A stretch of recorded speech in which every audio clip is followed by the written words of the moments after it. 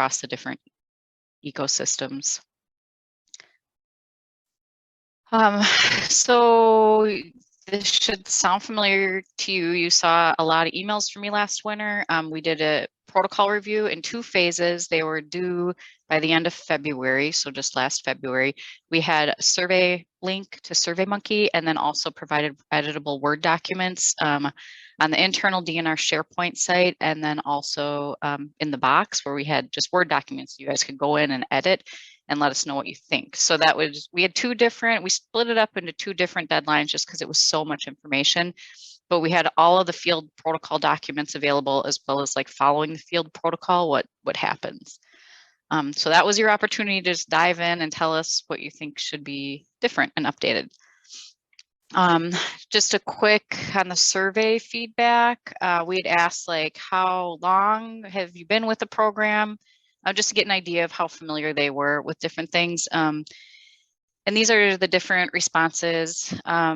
Let's see, 15% of people were with the program for less than a year. About 30% had been there for 1 to 5 years using these protocols, and over half of the people had done it for more than 5 years.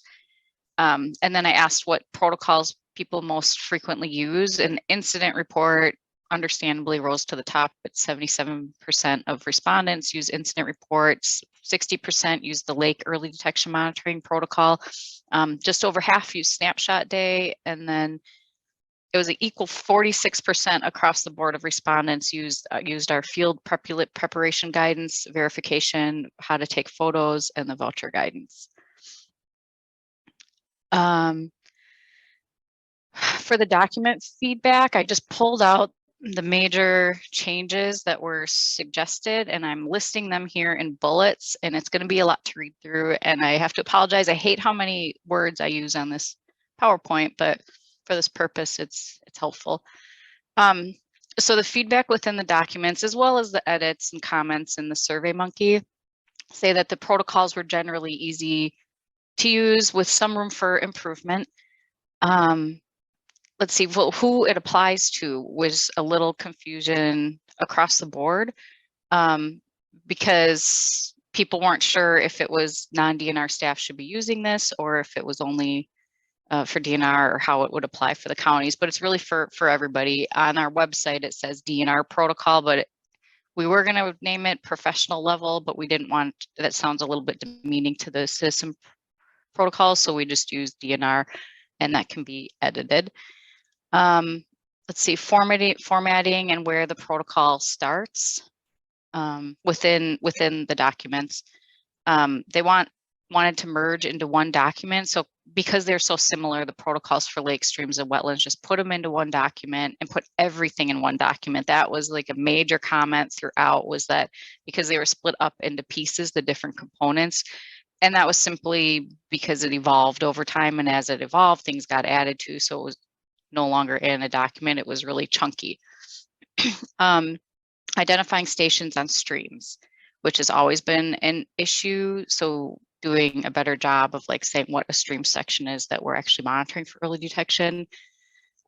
Reduce redundancy and the links, and that has to do with because this was chunked up into different documents, but it was saying the same thing, but some was a little tweaked a little differently each time.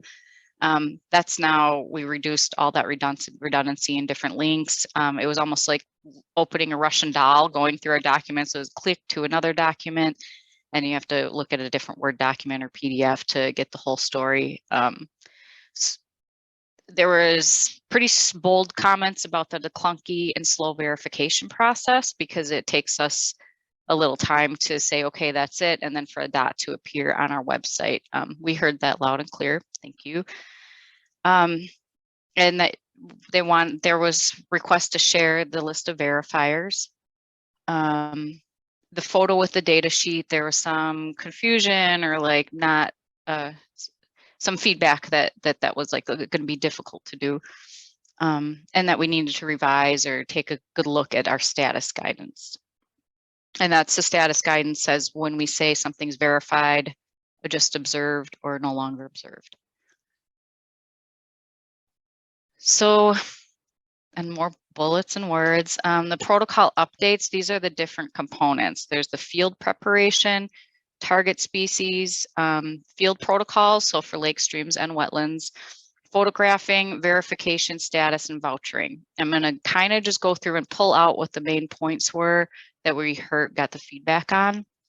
So field prep, that was a separate document from the rest of the documents. It includes the DNR safety SOPs, and then also planning for field season, which is a part of DNR work planning. And then there were lots of questions about, well, who does this apply to, DNR versus LMPN, because DNR can't necessarily tell counties these are the protocols you have to use for safety. So we just need to be clear in what parts apply to, and also put all of this into one document and make it accessible. For target species, we decided, and I should let you know, all of this is still in review. Like, I'm just put together a rough draft based on these feedbacks, but this is all going to be first approved by the AIS tech team, a DNR AIS tech team. So the target species had been a table of just a list of different species, and then it was suggested just use the NR40 species. So we now hyperlink to the DNR NR40 species tables on our website. For field protocols, like I said, in the survey responses and through the edits, folks are mostly happy. They were easy to use, but there was a resounding question about this number of target sites. How I said we do 5 on each water body. It was asked to scale that to the size of the water body. Why would you do the same number of target sites on a 100-acre lake as well as a 5,000-acre lake? So we're updating that. For photographing, the verification process and the status, we just really need to enhance those documents within it because they were pretty short. These documents each evolved as the program expanded, and they were developed independently, and it was quick and dirty, you could say, but we hadn't really put through thoughtful guidance for it. I mean, it got us through here because it's good enough, but each of them could be definitely tightened up. And to clarify expectations, especially through the verification process, like I said, we heard loud and clear that there's frustrations that it takes a long time for dots to appear on our map through the verification process and how that's all happening. We'll work to update that document with the team to make this improve the whole process. And then the status guidance, like I said, that's when we say if it's verified or just observed. And then with the vouchering, Micah Cromry, who I don't know if they're on the call, updated the voucher guidance with the PI plant vouchering, and it's top notch. It's really great. That's the specs we want to hit, like with these photo verification and status guidance. We want to merge our plant invasive plant voucher guidance with the plant PI document that was developed, and then we also need to develop something for animal, like how we go about vouchering animals, and that could take a while. It took Micah a little bit of time to update the voucher guidance, but it's a good example for what we want to work towards. So for the field, or for the protocol updates, I circled it in the green box because we're pretty close to that being ready to go. It should be complete soon, and that includes the field preparation. So those SOPs, the safety stuff, what the target species are, and the field protocols. There weren't a ton of changes that needed to happen. Things just needed to be tightened up, and then I am going to be sharing that with the DNR AIS tech team in just 2 weeks. Approval, but then, like I said, the photographing, verification, status, and vouchering guidance, it just needs a more deliberate approach, and we need to take time and put something together more thoughtfully rather than this quick and dirty that we have done. And I don't have a timeline for you on that, but we will be working on that this winter. Oh, and then here's the proposed outline for how the protocols will look. And I consulted the DNR monitoring section. That's so the lake biologist and the stream biologist. There's a monitoring lead in the monitoring section, and and the wetlands. I consulted them all of their protocols just to make sure we have similar format, and this is the format they've used, and it helped to provide guidance to us for how am I going to reorganize what we have for the AIS protocols. So it'll start out with a scope with factors that affect AIS, the safety SOPs, desk prep. So that's getting familiar with the target species, how we select the sites. It has to do with DNR work planning, mapping prior to field work, documentation. So getting ready with your data sheets outside, species collection guidelines, photo guidelines, communication. So everything you do before you go out in the field, you need to be prepared these things or be familiar with. And then the procedure is the actual field method. So the early detection method with your 5 or more, depending on water body side, target sites. And then the following the field protocol. So that's the disinfection manual code, data entry, verification, communication, and vouchering. And like I said, with some of these that I'm highlighting in the orange or yellow are going to take a more deliberate approach, so that'll take some time, and we know that. But the rest of the pieces are somewhat complete.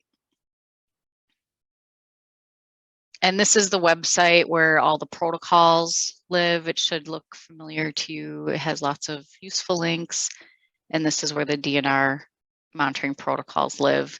And this is where they'll get updated once we complete these documents.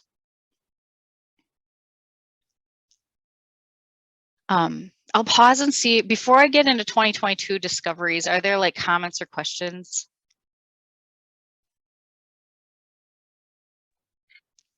Kathy put in the chat, no, it's not done. I know it's not a done deal yet, but are you anticipating that PI vouchering process will mean photographing versus preparing a variant species? If so, is this likely to happen next summer? Oh. For the PI protocol, I don't know. I don't know that they reference photographing in the PI. Is someone else, is Michelle on the call? Maybe she can answer better. Yeah, I'm here, and it's a good question, Kathy. At the current time, the protocol just provides a little bit more information on the actual pressing of plants, kind of more tips and tricks to do it correctly and properly. We have been in discussions about incorporating in an assurance exam at our plant ID trainings, which would potentially then allow surveyors to not have to physically voucher as many or perhaps even any plants. I see Paul's also on the line. It's ongoing in discussion on, you know, what plants could maybe just suffice with a photo voucher and which ones really need a physical voucher to confirm. But our goal is to try to reduce some of that workload in the future, especially for folks that are increasingly more familiar with plant ID, just like a lot of the AIS folks are with identifying AIS. But probably not by next year, I guess. I think that's a little optimistic, but I know actually Paul, myself, Micah, Allie are talking later this week, I think, about trainings for next year. So perhaps. Thanks, Michelle. Were there any other questions in the chat? No, that was it. Okay, thanks, Jeannie. So here's our sneak peek. This is on what everybody's reported in 2022. It's not everything everybody's reported, but we'll get into that. So we have on our website the guidance. Once any of those programs, DNR or Citizen, find something, we go through this verification process. You're supposed to report to the Regional DNR AIS Coordinator, and there's links to who that is. And they go through the verification process and create the records that appear on our website on our spatial and our tabular pages. We've got screenshots of what those look like, the different places to see where invasive species are in the state. So this is your first sneak peek on what's happened last year, of what everybody's efforts, at least. We've once again exceeded 1,000 monitoring fieldwork events, and this list all of the different events. We've got the citizen projects, which includes Citizen Lake Monitoring Network, Water Action Volunteers, Project Red, AIS Snapshot, and then incident reports for both citizens, partners, and DNR. And then there's the early detection protocol that's implemented by the partners and by DNR. And these are the counts of the fieldwork events. And then I break it out into the citizen group to add them all up, almost 300. And then the partner group is 690. I'm going to jump to a next slide that shows you what I shared with you guys in the spring. I gave you more results on what was found by each user group with restricted and prohibited. But we don't have all the data that's been proofed yet to create those records. But last spring, so this is early for me to be able to report out because we still have all of these records in the queue. But by spring, we should look something more like this. So this is from 2021 results, where I broke it out into the citizen and then the partners and DNR, the counts for fieldwork events. So like the fieldwork events last year in spring was about just over 500 from citizens and almost 600 for the partners and DNRs. And what we found with the restricted and prohibited. So we had pretty equal effort with citizens and DNR counties like in the past. And then with the discoveries, and I don't have a breakdown like this of the 2022 discoveries yet to show you what folks found, but I know there's a lot out there. So I chose to instead go into what we found for prohibited species, because prohibited species, we like to follow up right away, because those are the high profile species that like now is our chance. There's not a lot of them in the state. We should only have a couple new populations of these things. And if it's prohibited, there's not very many of them in the state, and it's easier for us to manage that data. The restricted we do over the winter, but this is what we have for prohibited discoveries from last year, at least from what was entered into SWIMS. I went just off of the raw data. I didn't look through what I know, but these are the different occurrences. So we found 3 populations of Asian clam. I have 8 Bohemian knotweed. That was from, I think last winter, we had a project with Nictippery, brittle water nymphs, so the AIS minor. We'd had 1 new discovery. We had 1 that's logged for butterfly dock, the Pedicites. For European frogbit, Amanda and Matt documented 10 new occurrences. We have 1 faucet snail occurrence, 2 lesser celandine, 2 New Zealand mud snails, 1 poison hemlock, 4 starry stonewort, and a yellow floating heart. But caution on all of these, because like this is just what was entered into SWIM so far. Like I didn't dig any deeper than that. I think there's some missing for prohibited discoveries. And I know that there's over 100 new restricted species that had been documented, and even by citizen groups. So we've got a prioritization for how we reconcile these records. Our first priority is doing the prohibited, and then the second priority is following up on what citizens reported. So we'll get to that in the next months. By the spring, I'll be able to show you a more complete story of what was found. And that's all I had. It wasn't a ton, but are there any questions? Actually, Patrick just answered. Chris Hammerlet asked where the yellow floating heart was, and Patrick answered about the private pond in Sheboygan County that he'll be talking about shortly. Mm-hmm. Any other questions? You can go ahead and unmute and just ask.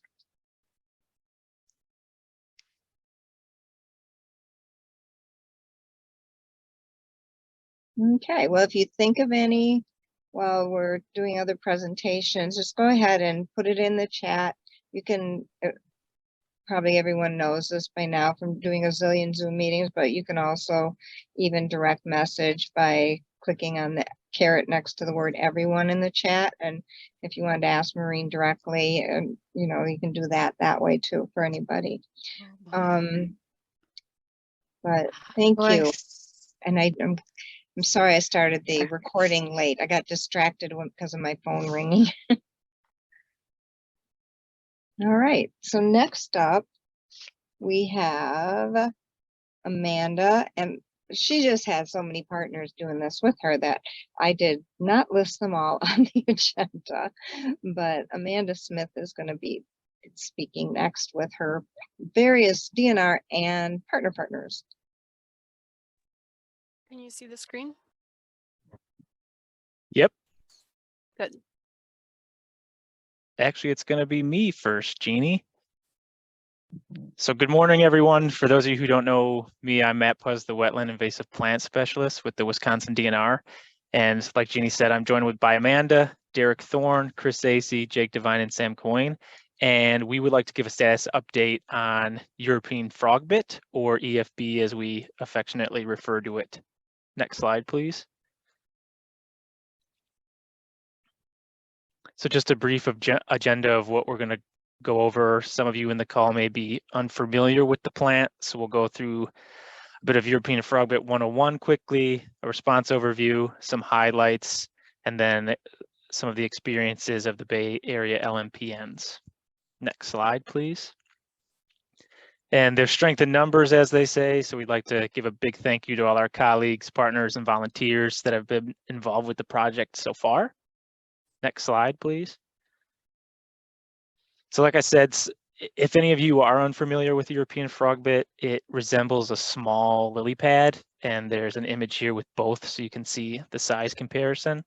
It's a free floating plant that is supported by parenchyma, or air sacs on the underside of the leaf that help it float. It reproduces mostly vegetatively through stolons and turions, which are, most know are little buds that detach and sprout new plants. It rarely reproduces by seed because it flowers unpredictably, and it prefers slow or still moving water, which is why it's often found in wetlands or back channels and often sheltered within emergent vegetation. Next slide, please. So here, Patrick Siwula, Amanda's counterpart in the Southeast region, is displaying the vegetative reproduction of EFB, where that whole long string is a single runner connecting nodes where roots and leaves form. And this allows it to produce dense mats on the water surface, which can dramatically affect native aquatic life and limit recreational activities. Fragments or turions of EFB can be moved around by recreational users. Next slide, please. And so it's relatively uncommon in the US as a whole. It's distributed largely throughout Michigan, which is more than likely how it was introduced to Wisconsin. It's also in the Northeast, mainly New York, and then obscurely in Washington State. And in Wisconsin, it's only been found around the Bay of Green Bay, and Amanda will give more information about the locations of EFB where it's been found around the Bay in the coming slides, as she talks through some of the response efforts that have occurred over the last 2 years. And with that, I'll pass it on to you, Amanda.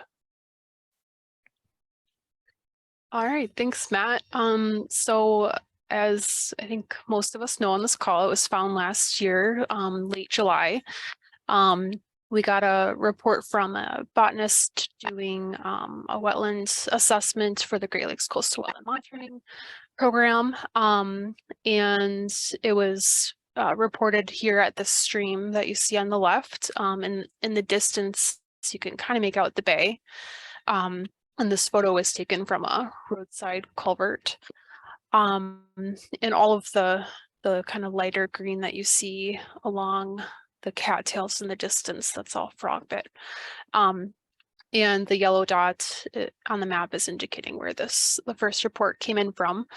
And if any of you have ever been to Northeast Wisconsin, there's tons of tributaries, hundreds of acres of amazing coastal wetlands, as well as lots of deep ditches that are often filled with water that actually provide important spawning habitat.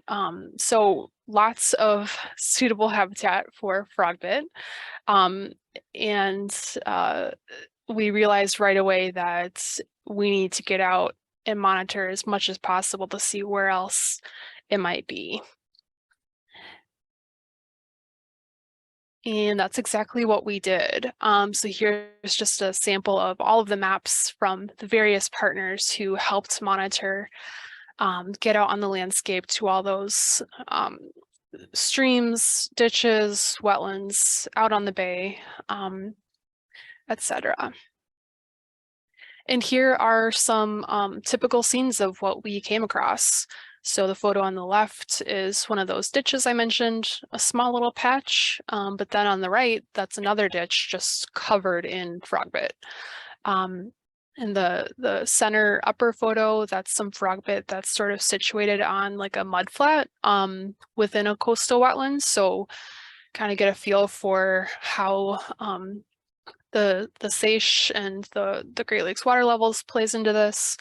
And then the bottom center photo is a rather large monoculture patch in a coastal marsh. And so here is just kind of a rough map of the general extent of where we found frogbit. So up here in Marinette at Siegel Bar, and then a couple patches throughout this area, moving into Oconto County, with Oconto Sportsman's Club Marsh right here, just south of town, being the southernmost extent that we knew of at that time. So we did a lot of monitoring, but we also were able to get in some control work too. We did work with Natural Heritage Conservation to get the Siegel Bar site sprayed. And then, like Matt explained, this is a floating plant, so we do have the opportunity to try to manually remove it. It's obviously still a lot of hard work, but maybe not as many logistics or maybe not as complex as, having to snorkel and get under the water and swim around for things like Eurasian water milfoil. And so we were able to pull, I think, like 1,000 pounds or so. And then meanwhile, we also had, we realized we had a ton of outreach that needed to happen.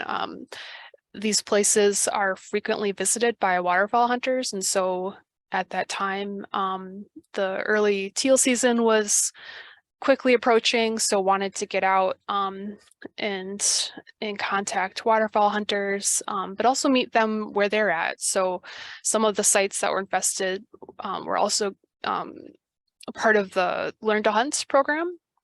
And so we did direct, targeted outreach to them, working with the wildlife staff program who permit those events, getting temporary signage. Chris Acey had a table at the inaugural Waterfall Expo, and actually had some live frogbit specimens there, so that was awesome. And of course, press releases, etc. So that was all like in, I don't know, I want to say a little less than a 2-month span. It was a ton of work. And once the dust kind of settled in the fall and winter, we came together as a team and realized we needed to put together a management plan. And we also realized the importance of approaching this holistically. So looking at the whole bay, knowing full well that we didn't get to monitor as much as we had wanted, even though we did a ton. And the potential for this to spread to other places, whether it's, just the hydrological connection or pathways like waterfowl hunters, boaters, etc. So here's our plan on the left. Then these are our 4 goals, which are very familiar to many of us. So prevent the spread, respond to new infestations, manage existing infestations, and expand our knowledge base. So now I'm just going to go into a couple highlights. DNR pursued funding, of course, got to have funding for big projects like this. And DNR or Great Lakes states have the opportunity to pursue what are called focus area grants through EPA, and they're basically non-compete grants that align very closely with the GLRI action plan. So you have to have specific measures of progress that fit under under that plan, one of which is acres of invasives treated. So this project fit very well with that. And we were able to have subawards go out to the Marinette and Oconto County land conservation departments. And those agreements allowed them to hire staff and purchase supplies and equipment to do early detection monitoring, control in the form of manual removal, as well as install signage and clean boats, clean waters as time allowed. Obviously, the control and early detection is the high priority. But I can't say enough about how awesome it was for those departments to step up and you know, just really take a lead role in this response. And they were able to tackle 33 early detection surveys. And as Maureen mentioned, discovered many new frogbit sites.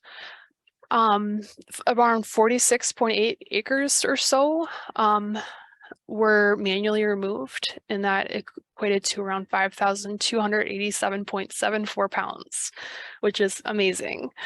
And then they were also able to do some clean boats, clean waters. So 108 boats inspected, 101 people. That doesn't quite add up though. If maybe one person had multiple boats, I'll have to redo the numbers on that. And about 19.5 hours. So on the right, we have a photo of one of the work days where a bunch of us came out to help some of those county staff with manual removal at the Peshtigo River. And then up at the top is a photo of our first day with working with the county staff, doing sort of like a training field day for them.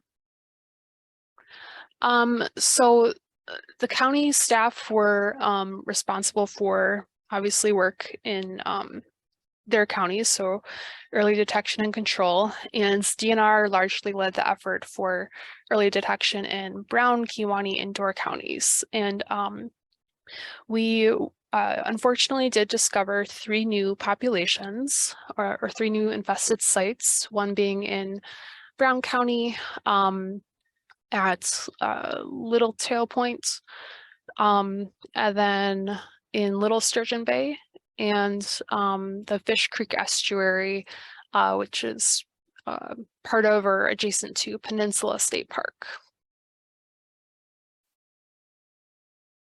So just wanted to show a couple maps to give you an idea of the amount of water that everybody was able to cover. All of the teal track lines, except for in Michigan, we didn't work up there, obviously. Those were from our Michigan counterparts. But anyways, we were able to cover almost all of the suitable habitat that we had planned to monitor. So just really happy about that. And it's neat to be able to see all of our work on the map. And then on the right is just the distribution of frogbit so far.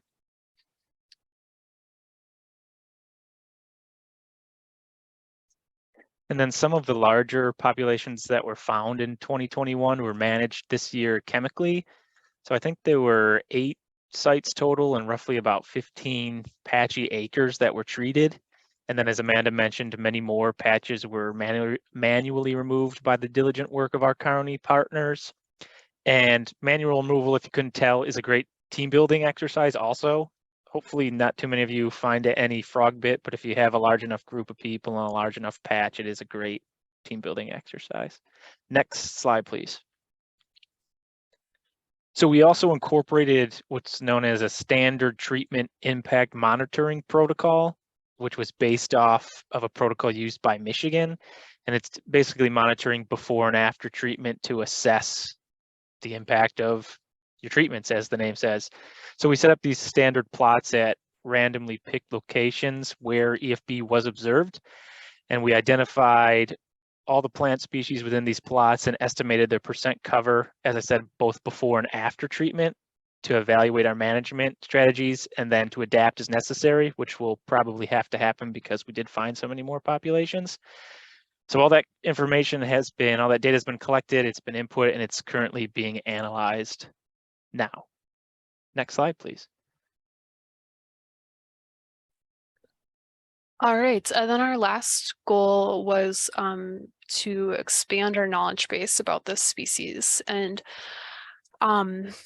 the University of Wisconsin-Green Bay is leading the effort to designate the Bay of Green Bay as a National Estuary Research Reserve, or NER. And that's a program through NOAA, and it just brings tons of resources, including a research facility, to the Bay. So it's a couple-year process, but this, I think it was last month, the NER team announced their preliminary recommended sites for the NER. So you see those outlined in purple, two of which, fortunately / unfortunately, have frogbit. So just really looking forward to being able to collaborate with the NER once it's up and running, and be able to pursue some research and learn more about how frogbit is impacting the estuary, and maybe improve best management practices. So that was kind of an overview of the initial response, what the county conservation departments and DNR was able to accomplish. And now I'm going to turn it over to the 4 Bay Area LMPNs, Flow, Foxwolf, Glacierland, and Desist, to share their experiences with frogbit. Hi, everybody. This is Derek Thorne, the Flow AIS Coordinator. As Amanda said, we've been working with European frogbit as well. So up in the top left, you can see the first email that I ever got concerning European frogbit. I got it at around 10:30 on July 22nd, and stating that was initially found on July 18th. And so from there, we had to go out and figure out, well, what do we do? And the initial monitoring data that Amanda was talking about, we figured out a lot about what the species was, and we figured out things that we thought were going to work moving forward might not work out as well. And so we had to kind of rearrange our thoughts and plans there. I've helped out with writing our management plan that Amanda talked about before. And then through my LMPN work, I also did some bait shop outreach in the Oconto County area, making sure that all the bait shop owners and proprietors were somewhat familiar with the species, and that they would be able to spread the word to some of their guiding services or customers as they came in. Throughout this European frogbit work, starting out with, I also got involved with a collaborative group in Michigan, and we have sort of discussed and talked about different ways that we can enhance the educational outreach of European frogbit. We've taken ideas from what the Michigan SISMAs have done, and the Michigan SISMAs have taken some ideas of what we have done for European frogbit work so far.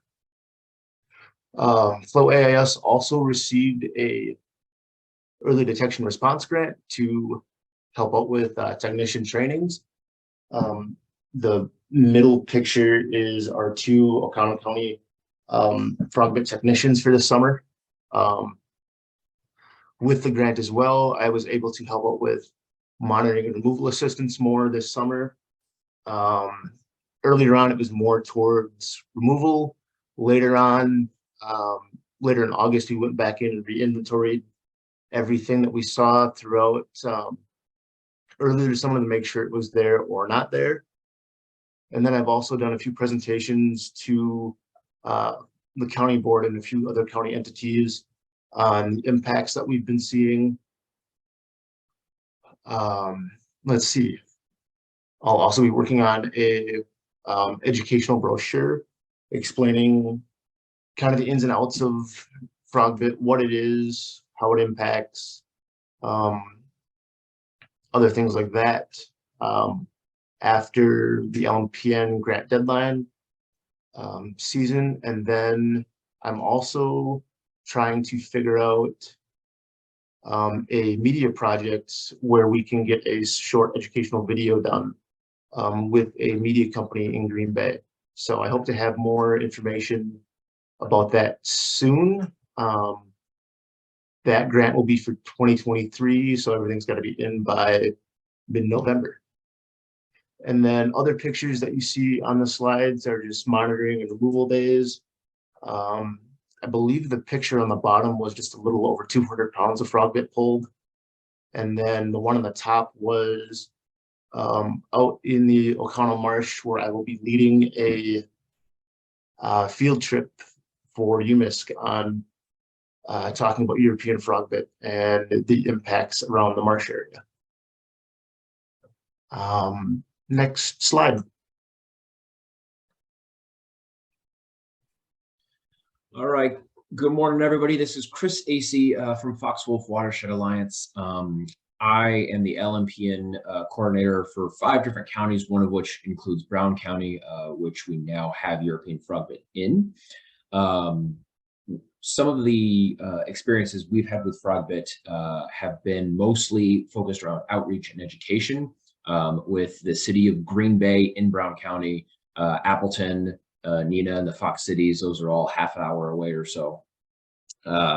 So we've got quite a few people all in this area. And so our efforts focused on that outreach and education. In Amanda's slide in 2021, we were at the inaugural Waterfowl Hunters Expo, which was a really great event because instead of having to go out to different boat launches or go to a lot of different clubs and meetings, people came to this event from all over. In 2022, we had the same event. We were invited back, happy to be there again. And we partnered with Chris Hammerla and Golden Sands due to his experience and expertise in waterfowl hunting and outreach. So you can see that picture on the left, we had a booth where people could come and actually see European frogbit again, like we did in 2021. It was in a aquarium on the left-hand side of the picture there. They could ask questions. They could talk about all sorts of things about waterfowl hunting, how this might impact, what should they be looking for, all that kind of stuff. So that was a really great event. We had over, I think, 350 contacts from that single day. So it's really a growing event, but it's fantastic to be able to have that resource in the area and exhibit at that event. In July, there was a joint training up in Marinette for Michigan and Wisconsin, really anybody that wanted to come. It included SISMAs, it included Upper Peninsula SISMAs as well. And this was just a hands-on ID training as well as removal. And so a lot of different folks came to that to learn how to identify European frogbit, how to monitor for it, how small it can be and how difficult it can be to actually find. And so that was a 2-day training that we were able to be a part of, and that really helps to just get hands on the plant and get a much better idea of what can we look for out in our area. Like several of the other LMPNs and DNR, also any kind of hunter outreach that we could help with is where we were focusing efforts, including Clean Boats, Clean Waters for the waterfowl hunters, opening weekends, and just this time of year being at boat launches. We helped put up some European frogbit watch signs at a lot of access points all around the Bay area, including other popular boat launches, maybe like on the Fox River that aren't technically in Green Bay or on the Bay of Green Bay, but still have a lot of people that go in and out of them. So that was helpful to get those put up. And then of course, presentations to area sportsmen's clubs in Brown County. We got quite a few invites to come and talk about this new invasive species that they're hearing about, but not sure what it is or what to do about it or anything like that. So really just getting the word out there to folks into an area where we haven't had European frogbit historically. And then the first finding in the county was in 2022. So try to catch a lot of folks early before it's being found in a lot of different places. Next slide. Thank you.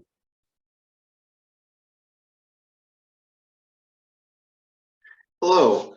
I had a much smaller role here, just helping out where the EFB monitoring team couldn't get to. So this September, I went and monitored these 6 sites where Kewaunee is in between Brown and Door County. It became pretty clear quickly that these were more kind of drainage ways than real streams.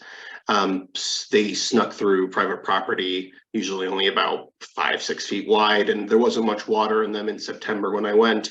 But I got to speak to quite a bit of landowners who were right on the waterway, you know, asking to cross their property to get to the mouth, and so everything was pretty dry, and they informed me that those drainage ways flood in the spring and then kind of dry up. So I don't see a lot of threat for European frogbit to really thrive there, but I was able to talk with them and tell them about it and tell them that it's coming, you know, it's been found in the bay and is moving around.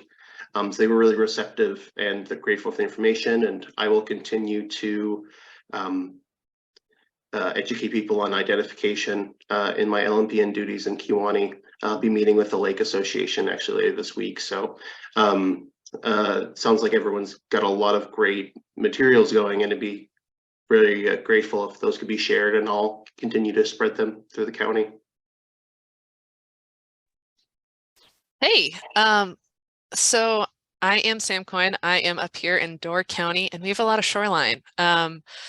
So kind of like Chris, we did a lot of public outreach in 2021 and early 2022. We did some radio interviews. We had done some Facebook posts, and then we also did postings at a lot of our public sites. And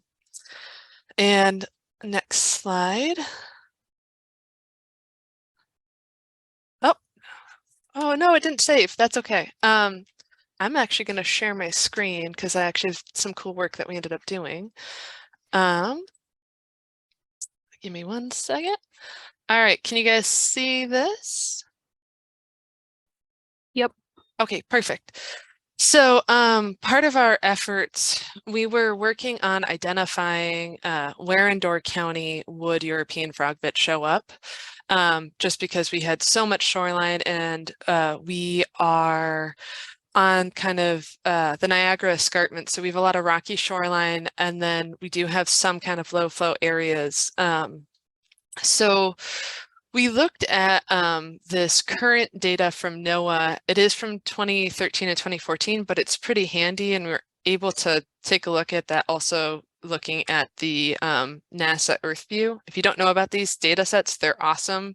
But it allowed us to start looking at what is going on with currents and trying to identify where would we be most likely to identify and find European frogbit and Door.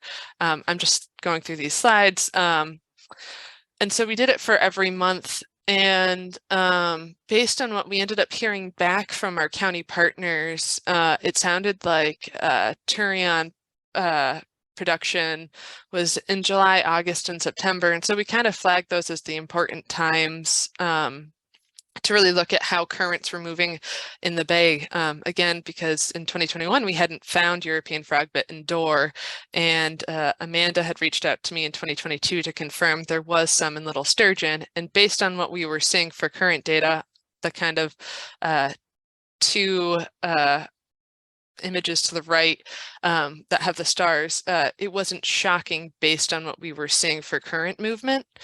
And then as we continued our efforts with Amanda, we ended up inventorying more and finding it in Fish Creek. And a lot of these efforts, we were really lucky. We had applied for an AIS control grant that also is prioritizing looking at stream corridors for non-native Phragmites and purple loosestrife and Japanese knotweed. But we were able to kind of double down on our efforts. And we were really lucky to have the Door County Land Trust, as well as some soil and water staff who were able to not donate, but were able to give some time to this project. But other considerations that we kind of ran into that we were really nervous of, and that we were really happy to find that there wasn't any European frogbit, was in the Little Sawyer area, because we have a weed harvester that goes through the Sturgeon Bay Canal daily during the summer, and the thought of that just shifting European frogbit through was a little terrifying. And for those of you who are not aware, the Sawyer Harbor is this little bit of land that sticks out into the canal, and we were really lucky that we didn't find it this year. Well, in that area, but we did find it in Little Sturgeon and Fish Creek. All right, I'm stopping sharing.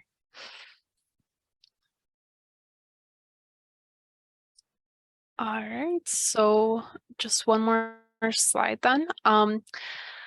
Visit me at the UMISC Art Show /reception if you're going to be there to pick up your own frogbit outreach specimens. We have some vials of those turions that we've been talking about, as well as some pressed specimens.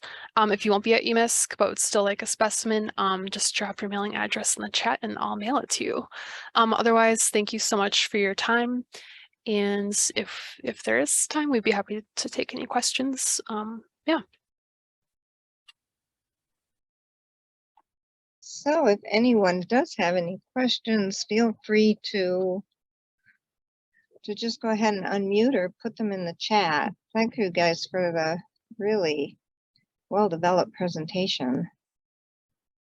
You're welcome.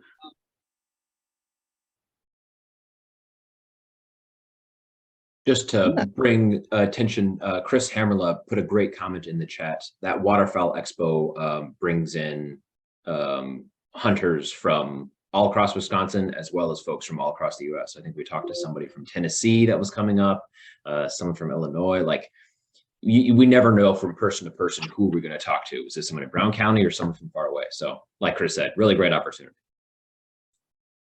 Yeah, and just to piggyback on that, it was right before the start of the early seasons.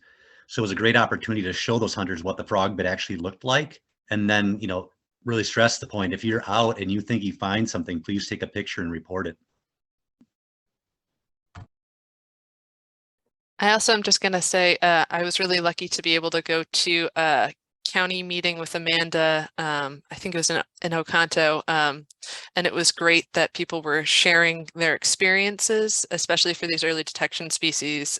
Working together collaboratively and pulling that information is so great. Yeah, that's a good point, Sam, learning from each other. And actually, the reason I wanted to put this screenshot up is because it's just nice to see the frogbit monitoring that other people are doing, specifically Michigan. And Derek mentioned the Frogbit Collaborative, which Michigan has largely led up. But it's transitioning to the Great Lakes Commission, I think, but just again, learning from each other and sharing resources like the app that allowed us to track our monitoring is awesome. Yeah, kind of reminds me of Maureen's posse slide that she has at the end of every presentation. And Yep. Casting for a wide net of people to help is very useful. I was just thinking in regards to what Chris was saying, are any of these populations and streams we also have to worry about early trout anglers getting in there and possibly moving turions on their footwear?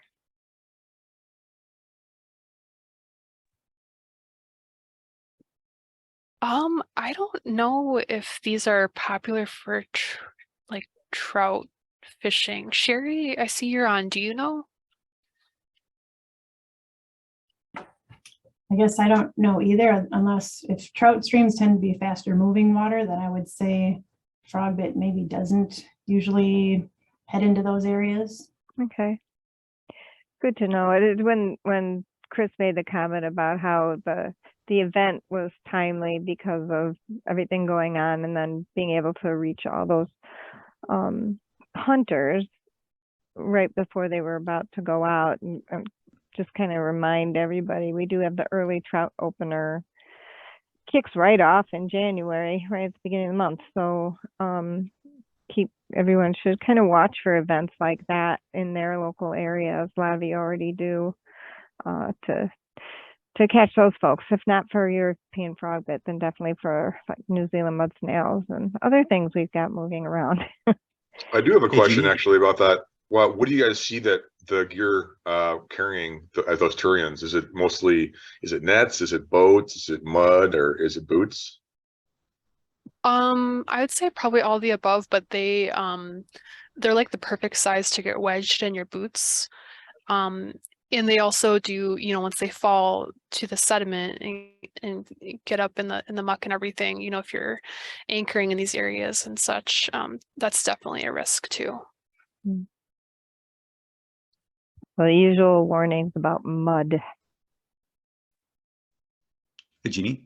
Mm-hmm. Yeah, just to follow up on that. I mean, the day that I spent up there in 2021, from the areas we were finding it, I would not say it's a trout fishing issue, especially with the comment made about the current, and how it likes more slack water. But your waterfowl hunters and your fur bearer trappers, those are definitely areas that those user groups would be using. Yeah. So good to keep in mind when you're all deciding where you want to focus your outreach efforts. And, it can vary where you are regionally for which of those audiences are going to really need your focus. Tom asked what's happening in Michigan to combat European frogbit. Yeah, we're largely following their lead, but they're throwing, the kitchen sink at it. They're trying multiple herbicides, manual removal. Some of their populations are just, they've been there for quite some time. So some of those are, they're not actively managing them because they have other smaller populations that they're trying to put a dent in. Yeah. Okay.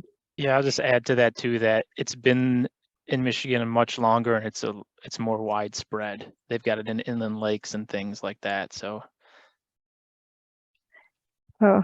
We're lucky to have all you guys working to keep it out of ours. So keep up the good work. Thanks, Jeannie. And I am going to, with that, get us moving on to our next topic, which is the discovery of some yellow floating heart up in Sheboygan County. So that will be Patrick and Matt. So you guys, whoever's got the slides to share, go for it. Thank you, Jeannie. Can the slides showing up okay? Yep. Awesome. Pop my video on for a moment here. Good morning, everyone. I'm Patrick Siwula. For those who don't know, I'm the Southeast Region AIS Coordinator with the Wisconsin-Madison based out of the Plymouth office. I'll let Matt introduce himself here as well.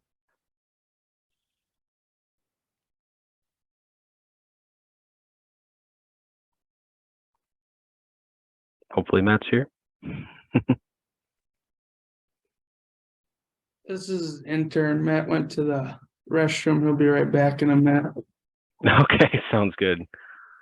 Well, we'll just give a brief pause then to wait for Matt to get back here so he can introduce himself.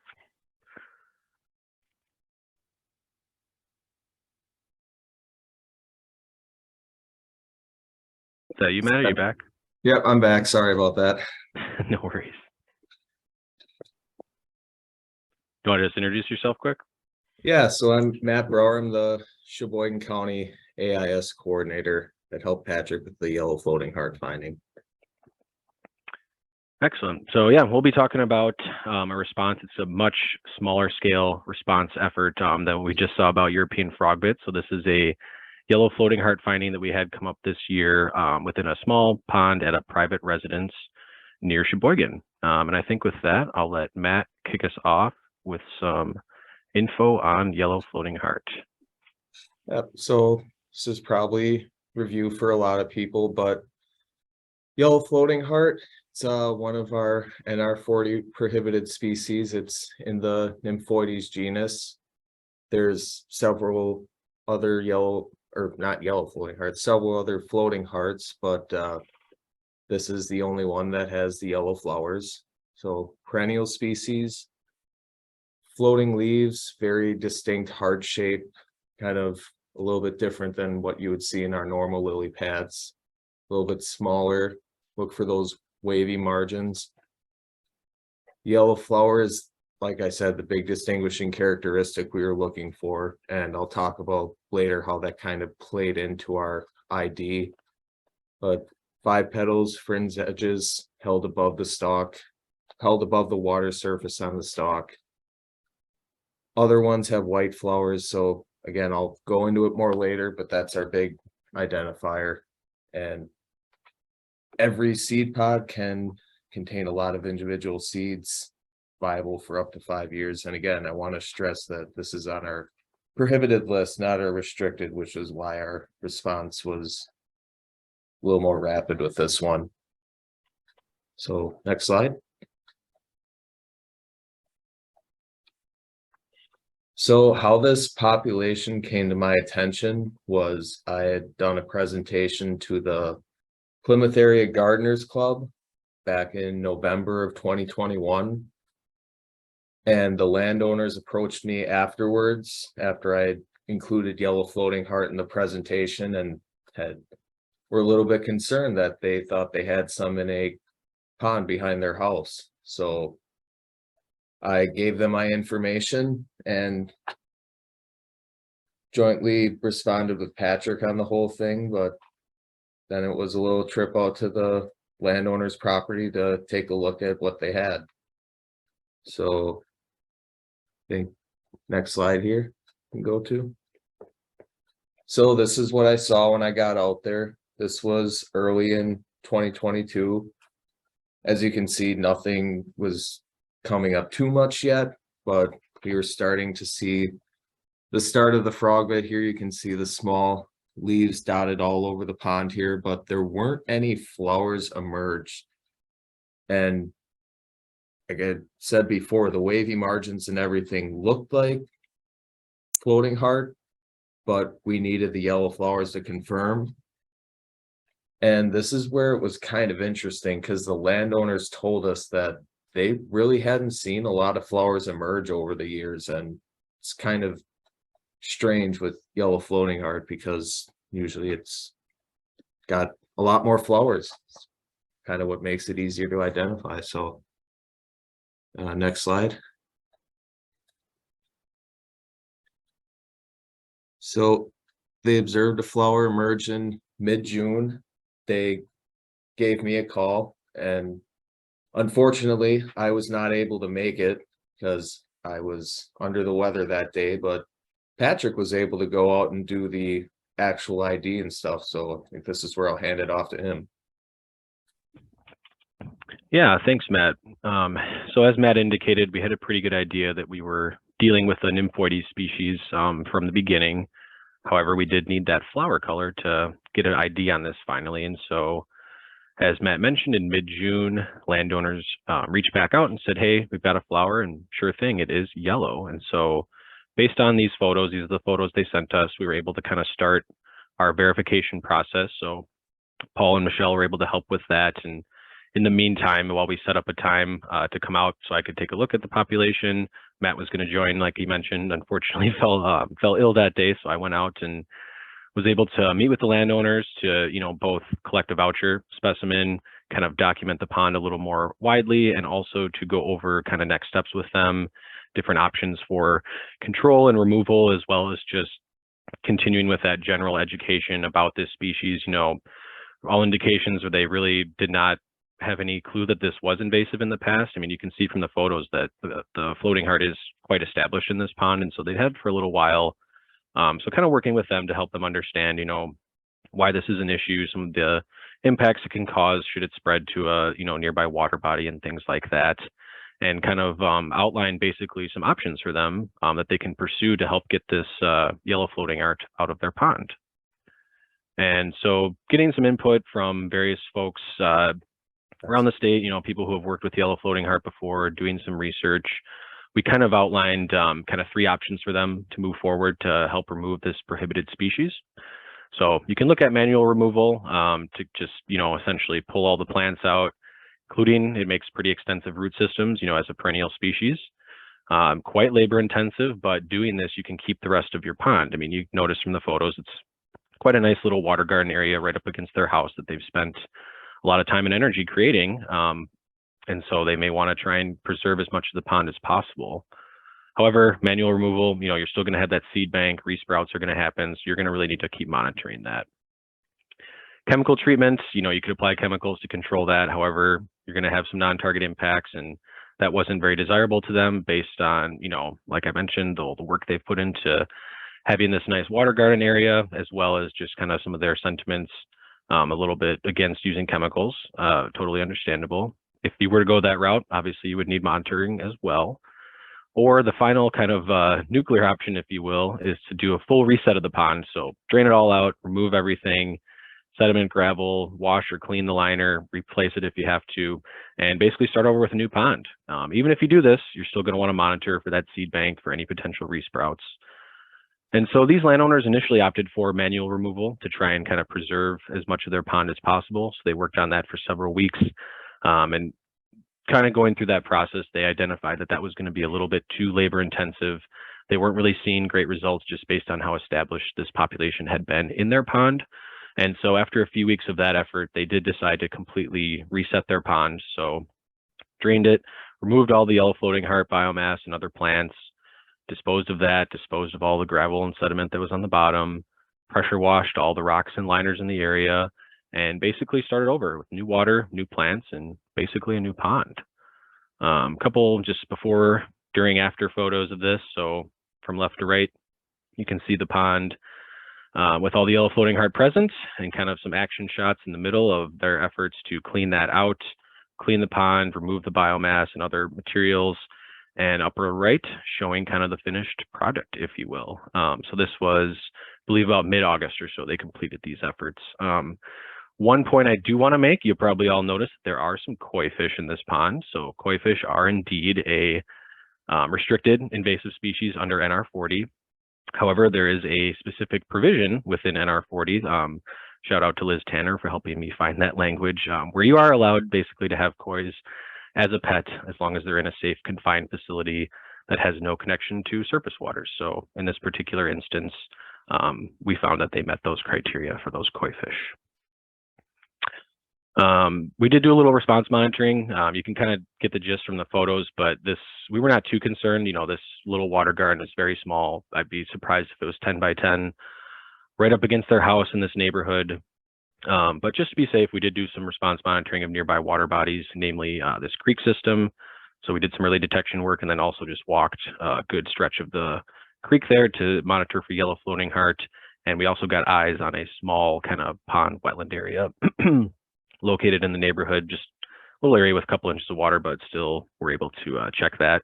Luckily, we did not find any. So the landowners, we'll stay in touch with them. They're going to keep monitoring, based on everything I've heard. It's entirely possible, if not likely, for them to still experience resprouts. But we're hopeful that, their efforts to clean it out will help minimize that as much as possible. And we plan to just keep in touch with them moving forward. So kind of somewhat of an open and shut case, but that's what we are working on with yellow floating heart. And if there's any time, I'm sure we could look at a question or two. Hey, Matt, this is Matt with Upper Sugar, and Pat too. Hey, Matt. Hey, so I might have missed it, but do you know how it was established there? Was it planted or was it accidental? Did the landowners know about it? I guess I could take this one. I don't think it was intentional. I think they had probably planted it there at some point. It was just more of like a lack of knowledge of knowing what it was, whether it was like sold under a different name from a nursery or how they exactly acquired it. I'm not sure, but I certainly don't think there was any like malicious intent here. I think it was just lack of knowing what it was. That makes sense. That just matches a pattern with something else that I saw in a previous case with a similar kind of pond structure. And it reminds me that we should be doing pond cleaning and wetland, those kind of outreach people, the landscapers that do this kind of pond work. I think they're moving this stuff around. Yeah, that could be. I could definitely see it just being like stuff that gets stuck on their tools or something like what the last presentation was saying with the frog bit, something like a turion just hitchhiking along and ending up in somebody else's pond. So yeah, and in regards to that is something that there's a group of us that's been working on some new plant alternative brochures for wetland invasive species, or aquatic plants, wetland plants, and herbaceous terrestrial plants to complement the landscape alternatives woody brochure that came out a year or two ago. And one of the next steps, once we get those out, which will hopefully be next spring, or actually by garden catalog season this year coming, is to try to figure out how to better get outreach to landscapers and those folks that are out there doing the work, not just the home gardener. So that's definitely on the radar. And Michelle has some interesting comments in the chat box. I'll just let you guys look at about how the SAGs are dealing with some of the nymphoides species, and some opportunities for outreach messaging there. We'll have to talk about that, Michelle, see what you got in mind. And then Chris Hamill asked, what was done to remove the sediment from the pond? Yeah, sure. With the removed sediment. What was done with the removed sediment? Yeah, sorry. Yeah. So this particular pond, the bottom, it was not a lot of true like sediment, like organic material. It was mostly like gravel and cobbles on top of the liner. And so a lot of what was organic or more sediment in nature, a lot of that was bound up in the roots that they removed. So that was bagged and disposed of in dumpsters. And then the remainder of kind of the gravel and other whatever, spoils that came out of that, the landowners actually buried in their garden upland on kind of the side of the house, just to kind of make sure that there was low chance of that getting anywhere else. But there really wasn't too much of it to speak of in this particular case. Okay. All right. Well, thank you very much. Again, partners, DNR, everybody working together, making things happen. Thank you. Next up, Michelle Nault is going to give us an update about what's been going on with the starry stonewort populations and trying to manage or figure out when we should manage those. Yeah, thanks, Screen shows Jeannie. just fine, Michelle. Perfect. I was just going to ask that. And I also want to acknowledge that both Patrick and Amanda are also going to be part of this presentation. What I'm going to do is just give a little bit of overview of starry stonewort, get familiar with the species, and then I'll talk a little bit about some of the published literature that's out there looking at phenology, ecology, and impacts. And then finally, I'll talk a bit about our statewide response to starry stonewort, and then some of the management we've been doing. I'll then turn it over to Patrick and Amanda, and they are going to talk through a couple of the more recent responses in Wisconsin and how they've been dealing with those lake groups. And as soon as I figure out how to advance, which I'm failing at. All right, click works. Okay, so what exactly is starry stonewort? I know we have a couple new coordinators. So this is a macroalgae species. It's technically not a true plant like many of our other aquatic invasive species like milfoil or curlyleaf. Like, again, many of our invasives, it's native to the Eurasia area. And interestingly, it's quite rare in portions of its native range. It's actually listed as an endangered species in several countries. Our first documentation of it in the United States was in the St. Lawrence River in the 1970s. And it's believed, like, again, many of our other invasive species, that it was transported to the US unintentionally via international ballast water. It's known to survive in a relatively wide range of habitats, and it primarily reproduces via asexual star-shaped bulbul that gives the species its common name. And as we'll talk about a little bit more detail, a lot of the ecological impacts of this species are still largely unknown. A couple identification slides, thanks to Paul for providing most of these photos. On the left here, we have starry stonewort, and then on the right, we have several of our native Cara and Nutella species. Starry stonewort is generally much larger compared to most of its native relatives. You can see the size of the nickel here with these long whorls of branchlets coming off from this main stem, you could kind of call it. In addition, the stem itself is smooth. It lacks any sort of cortication or bumps or ridges. Again, in comparison on the right to a native Cara species, you could see under magnification these lines and these little bumps along the stem, which starry stonewort lacks.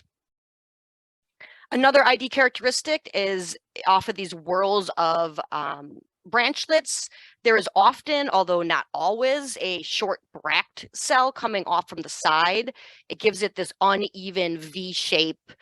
Some of our native Nutella species do fork at the tips, but those forkings are usually even. So the two sides of the V would be the same length. And then finally, again, probably one of the easiest ways to identify starry stonewort is to look for these star-shaped bulbils. They're on these long rhizoids, these kind of clear monofilament-like strands. Oftentimes they're found under the sediment surface, so you'll have to actually lift the plants up. And then a magnified version here of that bright white star-shaped bulbul. In terms of ecology and habitat, this isn't an overly tall growing species. It's known to kind of grow, maybe a meter or 2 meters tall. Like I mentioned, it's loosely anchored to the sediments with these clear root-like structures. It can be found both in deep and shallow waters. We haven't found it out too deep in its invaded range, out towards about 20 feet. Maybe very impacted or driven by water clarity to some extent. Variety of different substrates, sandy, muck, or rock, and typically associated with more lower flow areas, although it has been found in riverine areas as well. This is a recent phenology study that was published in Aquatic Botany by some colleagues in Minnesota.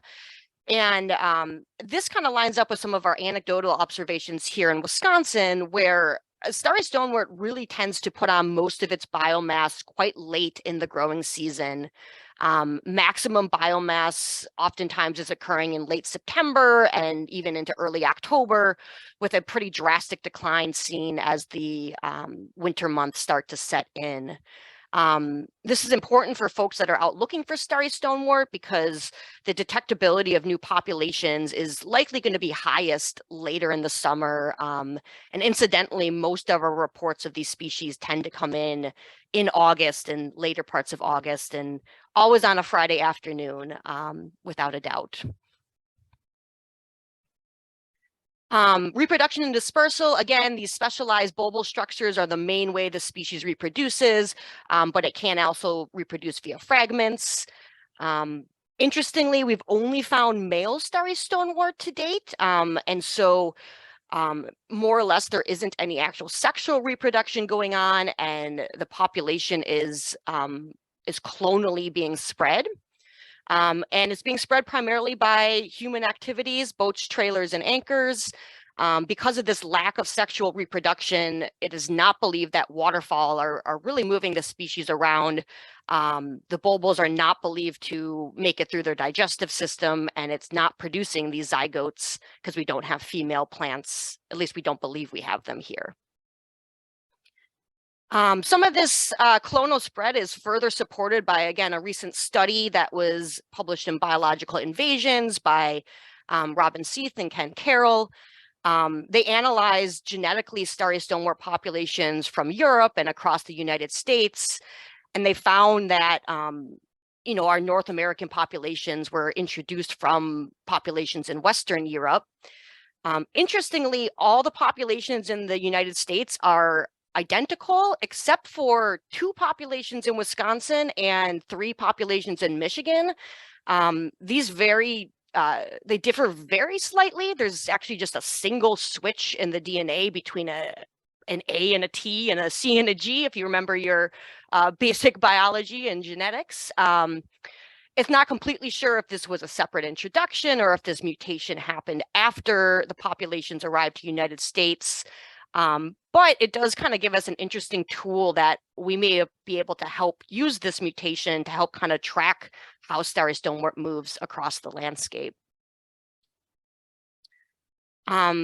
Speaking more about how it's moved across the landscape, it was documented in the lower Michigan in the mid-2000s. It was likely misidentified for quite a while.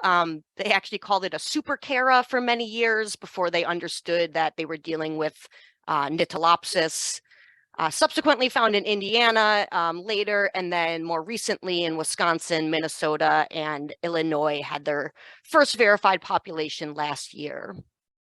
So obviously the species is continuing to spread throughout the Midwest.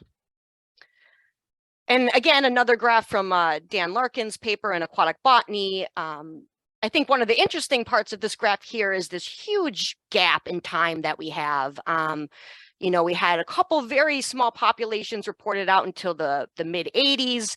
And then you'll see that there's this, 30-year time gap where the species really fell off the radar. And then starting again, in the late 2000s and up until present, it's picked up some attention, and with increased monitoring, we're finding that there are many, many more populations out there.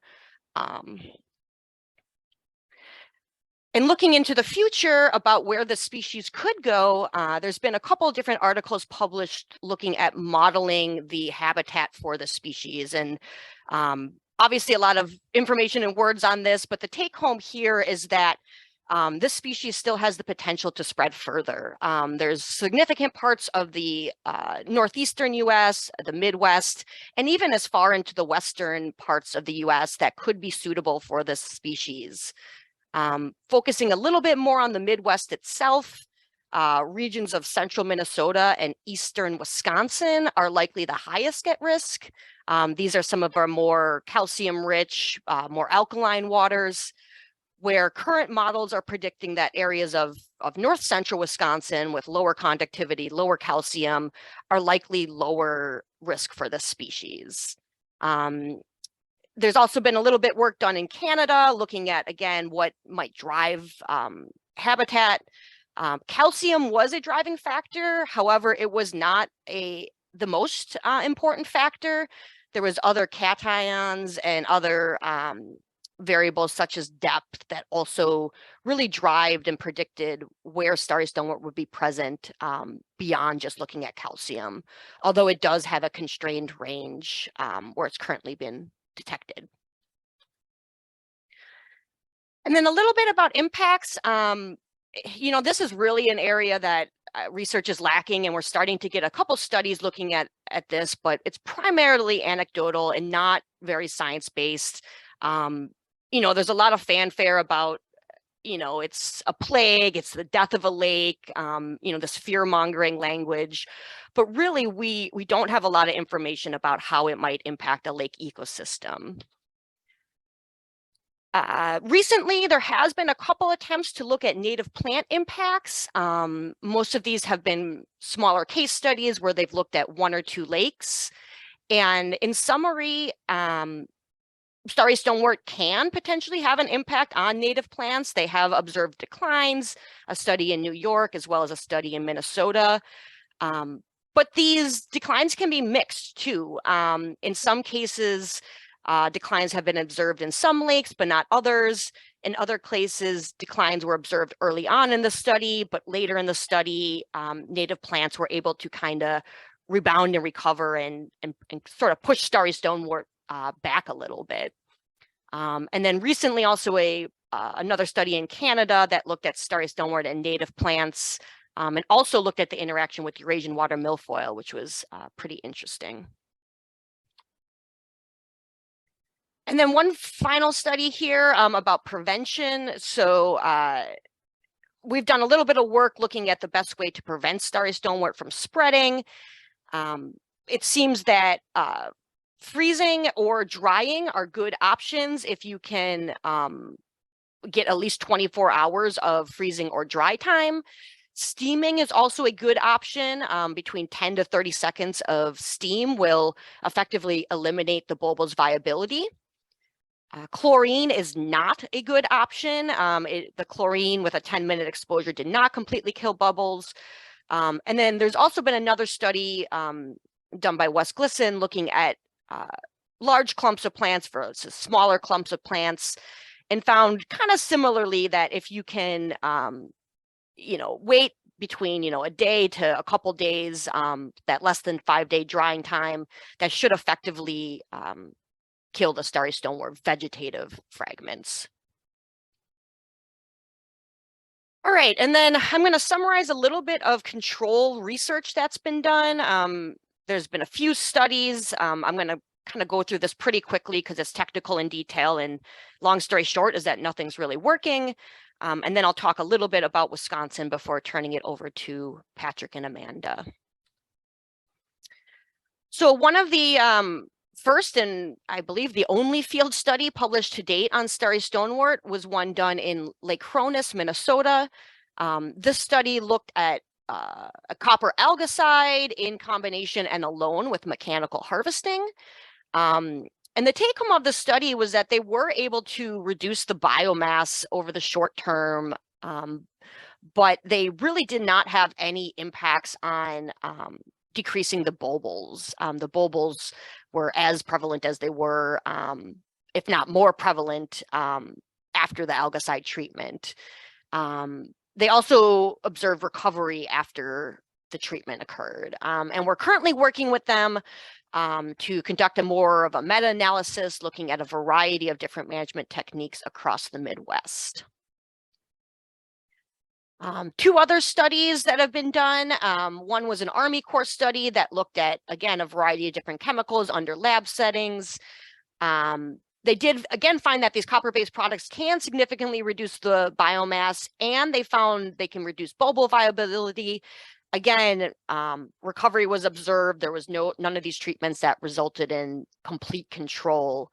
And similar with the Glisson study, one of the interesting findings was one of the copper concentrations actually resulted in more bulbul sprouting than an untreated control. And the biomass reductions, again, were in that 30 to 40% range, which frankly isn't really all that much. And those findings were very similar to this recent one. This is kind of hot off the press by Dr. Ryan Wursel. Again, copper can result in some short-term biomass reductions. Maybe you'll get a couple weeks of relief at most, but the stuff grows back really quickly. And same with diquat, which is a contact herbicide. A little bit better biomass reduction seen in this instance, but regrowth coming back quickly. And none of these other chemicals really had any significant reductions. So that's just a little bit of summary of the peer-reviewed literature out there. I'm going to shift gears now and talk a little bit about what we're doing here in Wisconsin. So just a little background, our first discovery of starry stonewort was in September 2014. We actually weren't out there looking for starry by any means. We were doing a Eurasian water milfoil point intercept survey as part of a different research project. But lo and behold, we detected starry stonewort and got that verified by the New York Botanical Garden as the first occurrence in the state. That led to some rapid assessment and monitoring. There was a concentrated effort around Southeast Wisconsin to look at lakes in close proximity to Little Muskego Lake. Some attempts to prioritize by the presence of other native chara and water hardness, but many of those lakes down there are quite susceptible, very similar water chemistry. And then we also have our very robust statewide AIS monitoring program and just some heightened awareness about the species. The species really quickly got on everyone's radar and folks started to become more aware of it. We're going to just flash forward in time here. You know, this is multiple years of efforts and responses and rake pulls and headaches, but currently we're up to 20 inland lakes in Wisconsin with verified starry stonewort, in addition to it being present along coastal areas of Green Bay and Lake Michigan, which obviously is a relatively big source population as well. We've had 4 discoveries in this past year, which again, Amanda and Patrick will talk about in more detail here in a couple minutes. So what have we been doing in responding to these new discoveries? I should have mentioned way back in the beginning that starry stonewort is an NR40 prohibited species. And so it's one that, you know, we really want to try to respond to and better understand what the potential impacts might be and how to mitigate those. And the main way we're doing this right now is we're conducting our annual point intercept surveys on as many of these starry stonewort lakes as we can. This allows for some quantitative data collection. It can look at not only the starry stonewort abundance and frequency over time, but it also collects really robust data on the native plant population. And so we're hoping to use this data to help tease out some of those questions about what the potential impacts might be on the aquatic plant community. Just a map in case you've never seen a PI grid before. It consists of a bunch of points over a lake that we go to with a rake, and we sample each individual point. We identify all the species. We assess a relative presence absence. And then on the right here, you can see our initial finding out on Little Muskego Lake, where the starry stonewort was very contained to a single area of the lake at that time, and also at a relatively low abundance. Okay, so I'm going to talk through this graph here. Again, this is tens of thousands of rake bulls and probably dozens of staff, and kudos to everyone who's been part of this collection effort. So on this graph, we have a time series starting in 2014 up until present. We have our 20 lakes where we know starry stonewort is verified. And then on the y-axis here, we have the percent littoral frequency of occurrence of starry stonewort. And what you can see here is we've seen quite a different variation in population trajectories over time. We have some lakes, these first 2 findings, Little Muskego and Long Lake, where in the last 6 years, starry stonewort has sort of taken off. It's sort of continued to increase almost linearly over time. Interestingly, we also have our favorite lake here, Pike Lake, which has displayed the exact opposite trend. It is pretty much linearly going down over time. We also have some other lakes that have been pretty steady, you know, some slight increases in starry stonewort, but not at a very rapid rate. We've also had some interesting patterns here where starry stonewort was very low for many years and then suddenly jumped up in frequency. And our goal here is to continue to the best of our abilities to track these lakes over time in order to understand what the possible outcomes of starry stonewort might be, and to better try to predict in which lakes it might become more problematic and in which lakes it might assimilate more into the native plant community.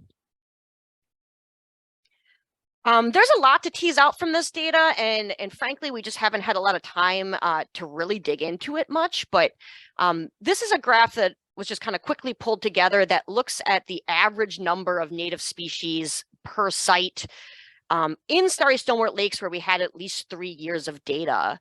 And again, I think there's a perception out there that starry stonewort is going to, you know, inevitably decrease our native plant communities.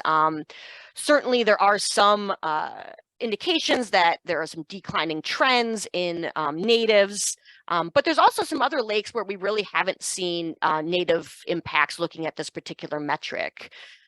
It's also important to keep in mind that many of these lakes are doing other invasive species management. A lot of these lakes, especially Little Muskego and Long Lake, do very aggressive management of Eurasian water milfoil and curly-leaf pondweed.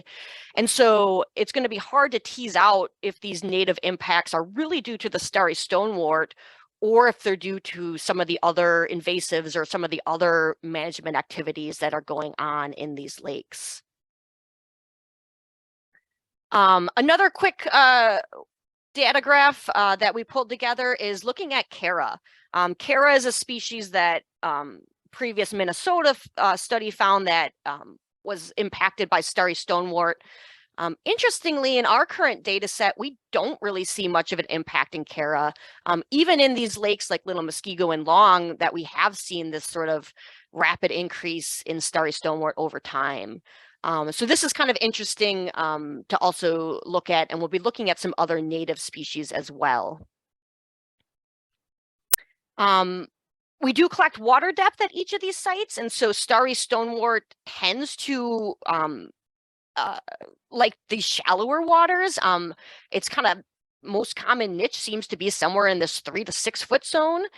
It certainly can grow out deeper.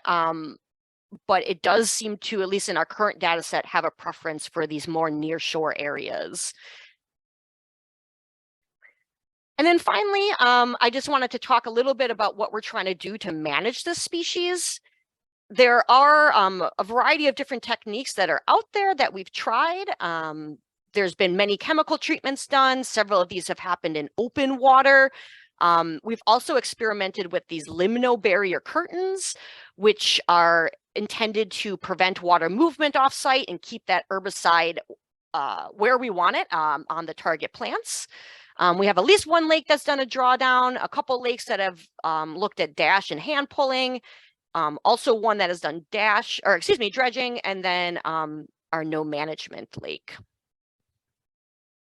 I just want to talk real quick about the chemical treatments. You know, we kind of combine these into one category, but here's just a laundry list of all these different herbicide products that we've tried to date on starry stonewort. And I also just plucked a couple little pieces off of these labels. You know, these are pretty harsh chemicals. Copper's a product that doesn't break down over time. You know, it's a forever chemical.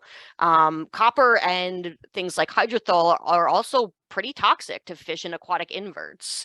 And so I think we need to be a little cautious, you know, when we use these chemicals. Obviously, we want to try to control starry stonewort, but we also don't want to be doing more harm than good, particularly if our attempts to control starry stonewort aren't really working with these products. And that's what this summary slide shows here. This is that same data set that I showed you a couple of minutes ago, but now what I've done is I've overlaid the various management options or techniques that have been implemented over time. These red dashed lines are those various herbicide treatments that have occurred. We also have these blue lines for the dash and then the drawdown and dredging. And what you might see is even in these lakes, such as Long Lake, where we've taken a fairly aggressive approach with multiple herbicide treatments, several herbicide treatments in a year, multiple chemical combinations. You know, at the end of the day, these efforts didn't seem to do much in preventing the spread of starry stonewort. Conversely, we have a couple lakes, Emery, Pike, and Kilby, that really haven't done much for starry stonewort management yet. And we've seen actually these lakes are perhaps on a more of a declining trend. So it'll be really interesting to continue to watch these over time and collect some more data on these newer populations to see which trajectory they take, especially if they aren't being actively managed. All right, and then just concluding here, before I turn it over to Patrick and Amanda, you know, our quantitative data on these populations over time has really showed kind of some varying invasion trajectories. Obviously, it'd be great if we could predict if a lake is going to be, you know, highly susceptible to starry stonewort or not. We're going to continue to collect data on these lakes in order to also understand what the potential impacts might be on our native plant community. I didn't get into a chance to go into a lot of detail on the specific pre and post treatment control efforts we've done, but the summary here is that, you know, all these different methods we've tried, open water, barrier treatments, variety of chemical combinations, you know, occasionally we can suppress that biomass, knock it back for a couple weeks, but really we have fallen short of achieving any sort of long-term control, and certainly not eradication of starry stonewort. Now, that doesn't mean we're giving up. You know, I think people have taken that as, oh, the department's doesn't want to manage starry stonewort, or we don't care anymore. That's certainly not the case. We're continuing to monitor and collect data on other potential management techniques, whether that be new chemicals that are out there or non-chemical options. It's certainly, we don't have, I don't think, enough information at this point on things like hand pulling and dash or dredging. And then we're also working very collaboratively with other partners. We have really good working relationships with folks at the Army Corps and in Minnesota and Indiana, and hoping to compile all our data together to help us move forward in understanding the species.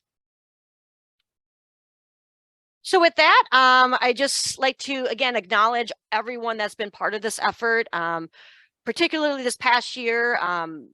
Greta Hellmuller was critical in pulling rakes and really helping get a lot of this data collected.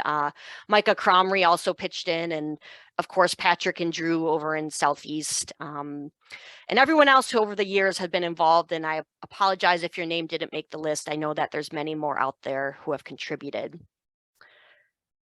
So with that, I'm going to skip over any questions now, and I'm just going to turn things directly over to Patrick and Amanda. And Michelle, actually, we're going to take, we actually were at break time a few minutes ago. I don't know if I screwed up on the timing or what, but we're just going to take 5, I think, and then we'll do Patrick and Amanda's presentations. And then if we end up running too late, then mine is the one that'll get cut off at the end of the morning, which is just fine because it was something I just thought of to do 2 days ago or whatever anyway.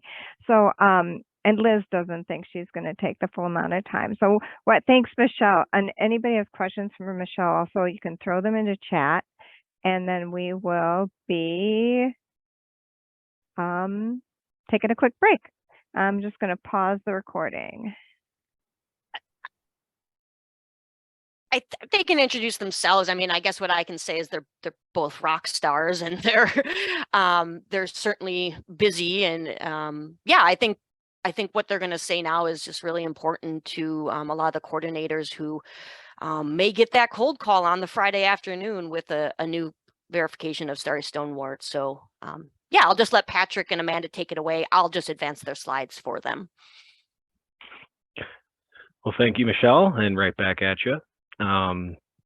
So yeah, I'm just going to talk not too much here, but just a little bit about the 3 findings I had this year in Southeast region, a little bit of kind of how we go through that process and some of the things we're looking at for these 3 findings. And as Michelle mentioned, I think these 3 kind of really illustrate the unpredictable nature of responses and doing response work, as all 3 of these came in about a week and a half, 2-week time period, right about end of August. You know, we had a lot of consultants out doing PIs, and that's how 2 of these were found.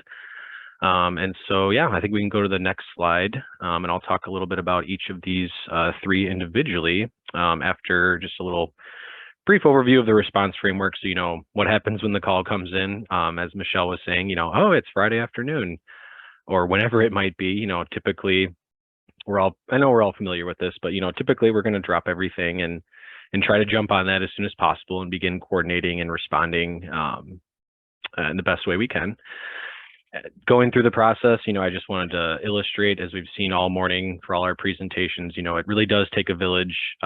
Lots of different folks are going to be involved with various different steps of the response framework, whether it's assisting with monitoring, verification, helping communicate, helping do assessments, you know, like PI surveys, like Michelle mentioned, to get baseline data on new findings, looking at planning and next steps. A lot of times, and, you know, I think it's important to remember, you know, each response is going to be different for each water body, but also for each species. And so understanding your species and any species specific considerations, you know, like for starry, we're still very much learning about this species and the different management techniques, and a lot of the response efforts are going to be focused on, containment to prevent further spread, monitoring to understand, behavior within that water body, what's it actually doing, potentially some selective management here and there.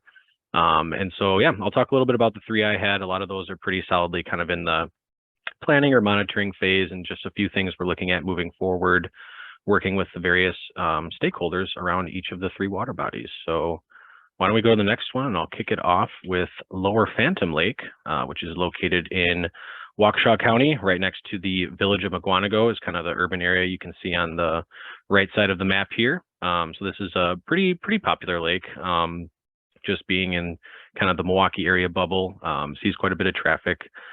And so this finding was reported to us. It actually came to the lakes biologist. So Heidi Bunker, Southeast Region, was notified by the consultant in mid-August that they had come across starry stonewort while performing a full lake PI as part of some work they were doing for the lake here. And so with that, we kind of have a jump start on our assessment for this finding. We had their preliminary PAI findings where they found starry, and we'll also be hopefully being able to look at the full data set at some point in the future. So they had some specimens from this, just with timing and everything. It didn't work out for us to collect those before they degraded. And so we made a trip down to collect a specimen, verify that, and kind of go through our communication protocol, getting emails out to the listserv, and also shout out to Amanda Schmitz for including this finding and the others in her local newsletter. So kind of helping getting the word out more locally to folks that may not be part of our normal communication channels through that listserv. And this one actually had a pretty unique opportunity, a great opportunity to meet with the lake group right away. The lakes biologist had already had something set up to meet with them to look at their harvesting practices. And so we took that opportunity to meet with them the same day we collected specimens. We can show them the ID, help them with other resources. Heidi was able to work with them on adjusting some harvesting practices right away to kind of avoid some of these more dense starry stonewort areas. You can see in kind of the quick and dirty distribution map on the bottom. This particular finding was already pretty prevalent throughout the lake, with a little bit higher frequency of occurrence and some higher densities. And so we really want to look at containment here. And there's a good opportunity. They have a harvester crew and workers with this particular district. And so they're going to be able to monitor the launch area. Fortunately, it's near the launch, but not at the launch currently. And so they can keep eyes on that, monitor, and maybe do some hand removal from that area if it does appear there, to help with any potential spread to other water bodies. And we're going to be doing some additional monitoring. That's kind of a theme you'll sense for Southeast Region with starry stonewort. Response monitoring is pretty much always ongoing. This is a flow-through system, so the river empties off a small impoundment dam on the right side of the screen there, the Mukwonago River. So we will be looking into further monitoring down that system to see if there's any other spread occurring. And I think we could go to the next one. All right, so Lake Danoon, a very similar situation, basically the same. The consultant was doing a PI mid-August, identified that they found starry stonewort. And this is a little bit different. It was actually only identified in one spot, lower density, and it was a little bit hard for them to produce, a specimen that we would be able to press. We just kind of had smaller fragments. We did have bulbils, so we were able to verify this, but not really enough for a voucher. But that's also indicative that, and based on the rest of the PI data, that this is only really present in one spot in this lake right now. So it's a little bit different flavor here. Same thing with communications. Again, that local newsletter. This lake being kind of in 2 different counties. Scott McComb at Sea Grant was also able to give a little bit of an update during a regional update meeting he holds for his partners, as well as that newsletter I mentioned to help get the word out more locally and, emphasize prevention for users visiting these lakes. This particular lake group was pretty concerned. And so we, working with the lakes biologists and others to kind of get our communications together and provide some information for them, the current status of management, everything that's gone into understanding this species, what we're looking at moving forward, resources for them, and really emphasizing monitoring to determine what's the behavior going to be like in this particular lake. We have some systems such as, like Kilby comes to mind, where, as I understand, the starry hasn't really moved much or expanded since its initial introduction. And so we want to try and understand that before we look at other options, while also, you know, providing those options moving forward, maybe in the form of an EDR grant or other avenues, to help kind of make the lake group feel more comfortable with the finding and understanding that they do have a framework moving forward that they can pursue should this starry, you know, move to a launch area, suddenly, you know, blow up in density and things like that. Monitoring will be ongoing. This area does have several other starry lakes in pretty close proximity. So just something we're always keeping tabs on. I think we can go to the next one. And this is the last one that I had this year. This one was actually discovered by Drew and myself. We were out doing some early detection survey work. This was down targeted monitoring. So you can see on the bottom left of Lucas Lake here, Silver Creek feeds into this lake, which outflows from Silver Lake a little bit farther down, which has a known starry stonewort population. It's been there for several years. And so that's almost certainly how it came to be in Lucas Lake here. And so we were able to get verification done, and there was an opportunity to do a full lake PI based on some capacities we had for monitoring with Michelle's crew out of central office. So they were able to get baseline data, kind of that assessment piece of things for this lake. Same deal with communications and getting the word out. And this one's a little bit more of a unique situation. This lake is actually, the entire shoreline is owned by a camp, Camp Silverbrook, a Girl Scout camp, and there is public access kind of at the top of the screen. It's technically an impoundment system. There's a small earthen dam there with a spillway. And there is a portage there that folks can access this lake through kind of a series of pools along this creek farther to the north. So it's kind of maybe a unique opportunity for maybe some educational things with the camp there, and maybe looking at some different things there. You kind of have a bottleneck for access where people are coming and entering. So maybe there's opportunities to emphasize prevention, whether it's with signage or tools or, you know, folks from the camp itself, potentially getting them involved with keeping an eye on that high traffic area to hopefully prevent further spread.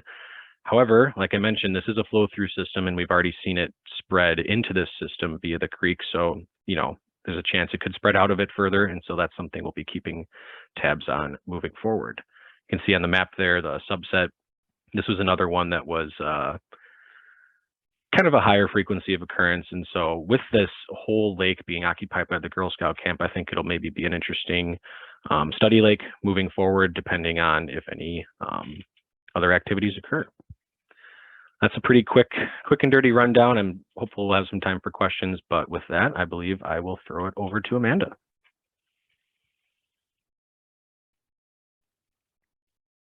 All right, Amanda Smith here again in Green Bay. I'm going to share two more example scenarios of what starry stonewort response can look like. And I realize we're running behind, so hang in there. But I wanted to kick things off with a trivia question. I'll give you a few seconds to answer. Feel free to unmute or put your answer in the chat. The question is, there is a rumor that these two new lakes have something in common besides starry stonewort, of course. What is it? Hint, listen to the wind blow, watch the sunrise. Yes, Matt, you got it. You kind of have an unfair advantage because you spent a lot of time in the car with me listening to the radio. But yeah, so Fleetwood Mac, the chains, these are both chain lakes. Next slide, please. So they're both chain lakes. One is a quaint little chain made up of 3 lakes in Shawano County, and the other is a rather well-known large chain, the legendary Wapaka chain. Next slide. So like we've heard, most starry stonewort reports, they happen in, late summer. This one in Pine Lake came in late August of last year. This was shortly after the frogbit discovery, of course, so just wanted to give a shout out to Chris Kolozinski, who helped me kind of balance both of these responses that were happening around the same time. But this one, Ontario Consulting Group was out on the chain doing a PI that was part of the development of a comprehensive management plan for this system. So that worked out really well. They collected a specimen and shared photos. We got it verified, and Ontario was kind enough to also submit the official voucher for this lake. So the next step of course, is facilitating communication. And I usually like to start off with holding sort of a group huddle, if you will, of the immediate response team members, which usually includes, like the lake biologist, myself, the local AIS coordinator, and any other DNR or local staff. So we got together and just, shared what we knew so far, with the goal of just making sure we're all on the same page and acting as one team. And at that time, we also decided that because the lake group was already working really closely with Onterra on that planning effort, in that both this lake group and consultants, they tend to be very, like level-headed, that Onterra would sort of be the point of contact or liaison, if you will. So with that, DNR provided the consultant with the 3 handouts that you see at the bottom of the screen. These include an FAQ, a research fact sheet, and a statement from the department. If you haven't gotten a chance to look at those, they're really valuable to get familiar with and have on hand. And then additionally, the LMPN at the time, Shawano County Conservation Department, also was willing to monitor various boat landings throughout the county as a kind of quick and dirty response monitoring effort. And thankfully, they didn't turn up any other new populations so far. Next slide. So on the left is a map generated by Onterra that shows where they found starry, and on the right is sort of just all the stuff I just summarized for you. And kind of like Patrick mentioned, for the species, the first 4 steps of the response framework, early detection, reporting, communication, and assessment, those happen rather quickly. And then things kind of slow down drastically. And that's a relic of approaching the planning, implementation, monitoring, and evaluation very strategically. Because like Michelle mentioned, we really don't know a whole lot about this species, and that learning takes time. And so for this lake, they're contributing to that learning by pursuing an EDR grant, an early detection and response grant. And in this case, Onterra put together that application for the lake group and are conducting an annual PI for, I think it's 3 years. And so they have 1 year under their belt so far. Next slide. So then this year, again in August, starry was discovered in another new county by a consultant, Wisconsin Lake and Pond Resource, while they were out doing a sub-PI for a post-treatment monitoring of Eurasian water milfoil on Minor Lake, which is part of, like I mentioned, the Wapaka chain. The consultant provided me with photos and sort of a makeshift map with some notes to indicate where they observed starry. And then Chris Hammerle and I got it verified, and Chris also made a site visit and collected a specimen. And then again, we got together as a group, Ted Johnson, Chris, and Chris Golzinski, where we talked through what we knew so far, the history of this lake, kind of the audience that we're dealing with. And while the consultant had already made the lake group aware of the news, we knew it would be important for this particular lake to have DNR be that point of contact in this instance, just to provide the information, resources, and recommend next steps for the sake of consistency. Next slide. So again, on the left is a map that the consultant provided. And on the right is just kind of a summary of the response. For this lake, we offered to do, or we recommended, monitoring as the management. And Chris Hammerle and I offered to do the PI for the lake group next year. And at first the group seemed receptive, but then they caught wind of the idea of DASH and asked if that was a possibility, as they wanted to be quote unquote aggressive. And we're even wanting to implement this year, as in last week. So Ted and I consulted with the APM program and Michelle, and we decided that we would be comfortable with, again, monitoring as originally suggested, and potentially doing hand pulling of the 3 smaller dense patches if they more or less remain the same.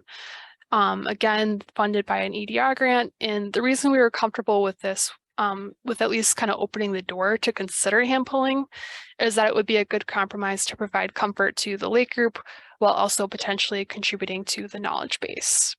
And that's literally where this response left off as of last week. And we're just kind of waiting to hear back from the lake group as to their comfort level on that. Last slide. So I'll just really just skim through this. Some key takeaways. Consistency is important. The invasion curve is only a model.